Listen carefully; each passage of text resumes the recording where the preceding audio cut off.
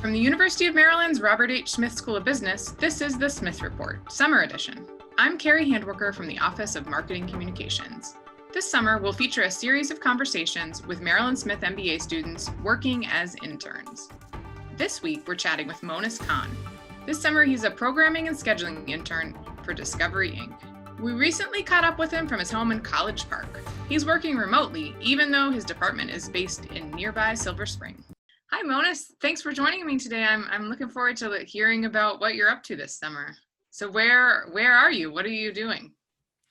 I am at home right now in College Park, Maryland, only a stone's throw away from campus. In fact, right across the street from the Smith School, and so in Van Munching Hall, as a matter of fact. And I've been working remotely this summer during my internship. Even though the Discovery office is based in Silver Spring, they have not yet returned back to office life. So I've been enjoying my internship remotely from home. So what is your internship? Tell us what they have you doing. Absolutely. As a programming and scheduling intern, I practice the almost obsolete art of scheduling linear television, cable television, in fact. And I not only work for Discovery, I work specifically for Investigation Discovery, their true crime network. Now, I'm a lucky guy because I love me some Dateline. You know, I got bit by the true crime bug listening to the Serial podcast.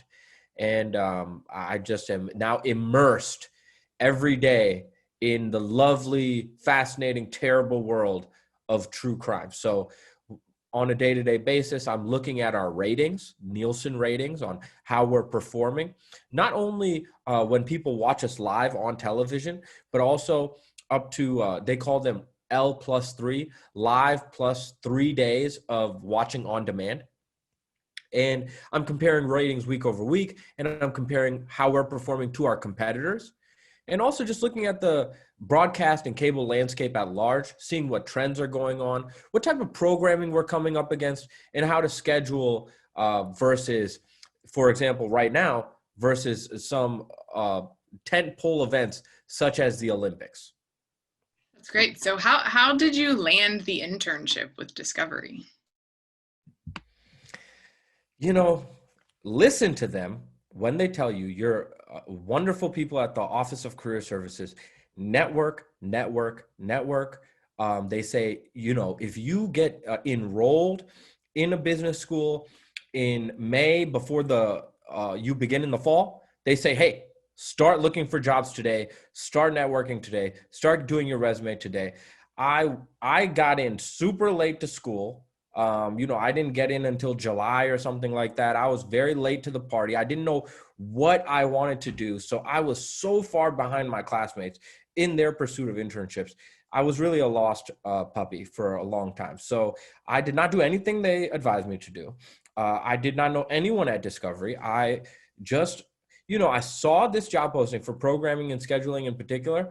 It was a part of the media business that I had no exposure to, something I was very fascinated by because, it's like a creative aspect where you're thinking of content strategy. How does that show fit within what we're doing, fit within our lineup? What time should we play it? And then also like this analytical angle of using Nielsen ratings and looking at week over week and what program does well at what time. I really like that problem solving element. So when I saw that posting, I thought this really stands out to me.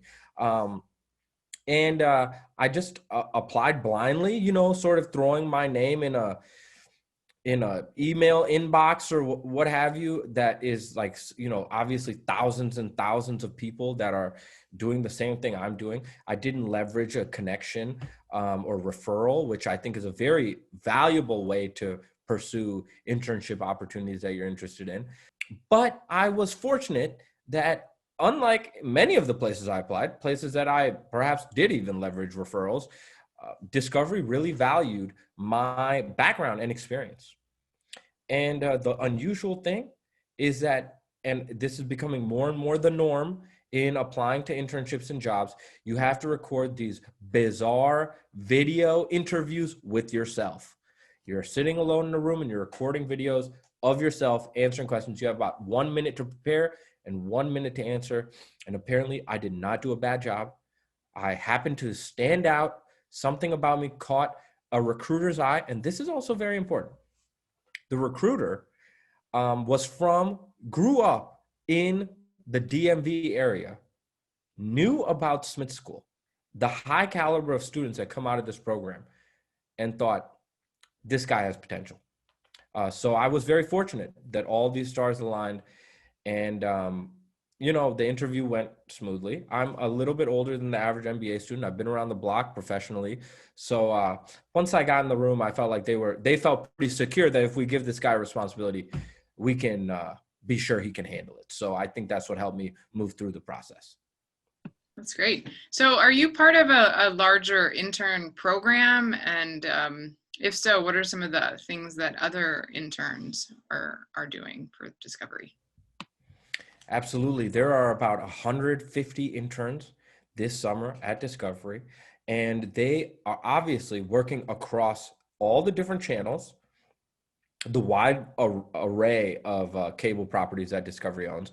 And they might be working in TV development, developing series that might go on to air on TLC or OWN or even Investigation Discovery. They might be in production, where they actually work with the producers who are making these programs and make sure that the scripts look good, that things are being delivered when they're supposed to be delivered, that everything is moving smoothly in terms of the recording and editing of these episodes.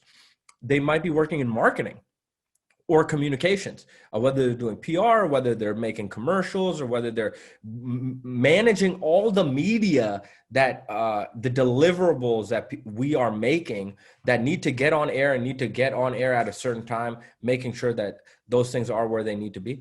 And a very exciting new chapter for Discovery is Discovery Plus, a direct-to-consumer streaming network. And so many of my intern colleagues are working to make sure this is a success, whether it's on a technological level, which is a new sort of adventure for Discovery, making sure the app works, making sure that things are responsive and the user experience is amazing. And then also on like a strategy level, what do people want more of? What do people not like so much? And how can we get the content that people are looking for right in front of them? And how do we get them to subscribe? And if they subscribe, how do we retain them? So these are some of the roles that my colleagues are doing as well. Great. And you said you're working from home in College Park. So have you been able to get a good sense of the culture at Discovery or connect with any colleagues there? One way that I found being virtual was actually an advantage is that Discovery is a very large company with a very large geographical footprint. It has offices in LA, New York, Knoxville, Tennessee, and here in Washington, DC. And by being remote, I was actually able to network with people from all over the company, regardless of where they were based. And we have this very easy to use Google Calendar tool where you type in a person's name and you know their calendar and you put some time on their calendar. And in terms of culture, the culture from my first day was very clear. The media and entertainment business is a very cutthroat business. It's a very difficult business culturally to work in. Obviously, we've seen stories of gender discrimination, of toxic work cultures across media and entertainment. And so these are large news items, and almost no company is immune from this type of criticism. So my experience at Discovery has been a tremendous breath of fresh air. This company, and I really think that's why their business is succeeding in the way that it's succeeding. It's succeeding because of its positive culture. People are excited to work with one another. They have respect for one another. They have a positive attitude, and they really are diligent about the work that they're doing. They have a passion for the work that they're doing. They make themselves available to speak to interns. When I reach out, whether it's almost a C-level person, an executive vice president, all the way down to someone who's more on my manager's level, or even my fellow interns, everyone is responsive. Everyone is taking out, even if it's 20, 30 minutes of their time to speak to a stranger and, learn more about me and I can learn more about them. So what advice do you have for other students as they embark on their internship search?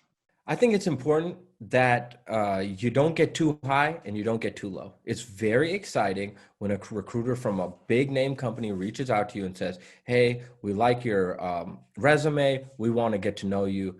And it is very disappointing when they ghost you.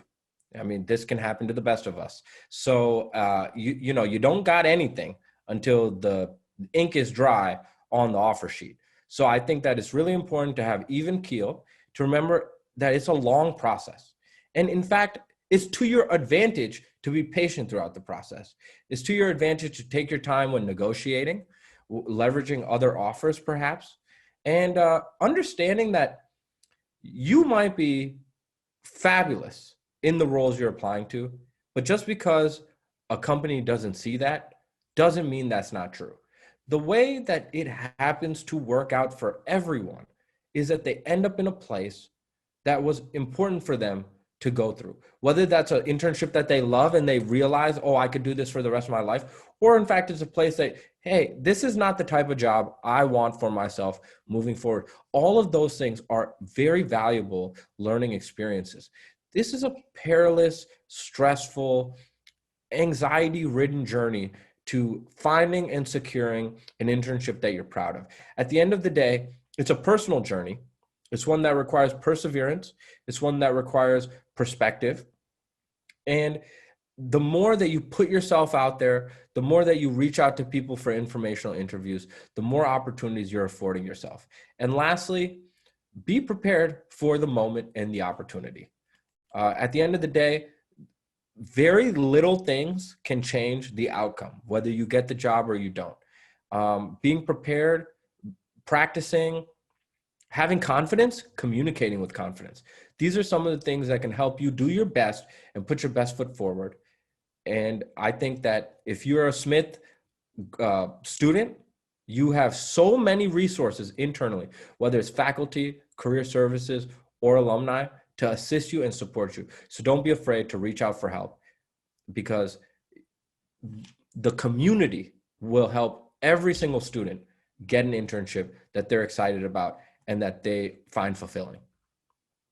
Some great words of advice and some really great perspectives. So really, thank you for sharing that with us, Monis, and thanks for joining us today to tell us all about the internship at Discovery. We look forward to seeing you back on campus in the fall, and enjoy the rest of your summer there as you wrap things up. Thank you. That's our conversation with Maryland Smith MBA student Monis Khan, who's interning this summer with Discovery. Thanks, Monis, for sharing your experience with us. And thanks for tuning in. From the University of Maryland's Robert H. Smith School of Business, I'm Carrie Handwerker in the Office of Marketing Communications.